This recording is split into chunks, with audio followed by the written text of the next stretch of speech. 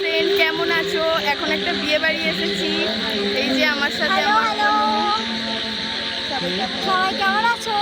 আশা করি খুব খুব খুব ভালো আছো। আমরাও খুব ভালো আছি। আমাদের চলে যাচ্ছে, ভালো নেই বলে। হ্যাঁ, বৃষ্টি পড়ছে তাই ব্লগটা বাড়ি থেকে স্টার্ট করতে পারিনি, এখনই স্টার্ট আর করলাম। আমরা এখন রিলস বানাচ্ছি। এই যে অবস্থা আমাদের। এই যে আমার বোনর খুব খিদে পেয়েছে, বেচারি খিদে এত পেটে নিয়ে পেয়েছে? দাঁড়িয়ে আছে, এক্ষুনি মাথা আসলে কি বলুন তো, বিয়ে বাড়ির জন্য না সন্ধ্যাবেলা থেকে কিছু খাইনি, তাই জন্য এবার দেখেছেন কিরকম। এই তুই কি রে, তুইও তো খাসনি না? এই লোকের কাছে বলিস না, শুনতে পেয়ে যাবে না সবাই। বিয়ে বাড়ি গেলে আমাদের তো খুবই আনন্দ হয়, খুবই মজা হয়। আপনাদের কেমন আনন্দ হয়, মজা হয় বলুন দেখি প্লিজ।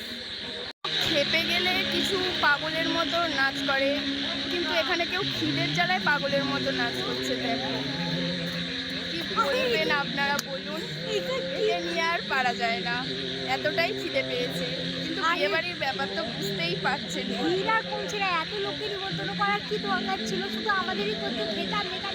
সেটাই তো, শুধু তোমাকে। হ্যাঁ, আরে এত খিদে পেয়েছে আর সহ্য হচ্ছে না। ভাবুন কখন এসেছি, স্টার্টারেও শুধুমাত্র মিষ্টি খেয়েছি, আর কিছু খাইনি।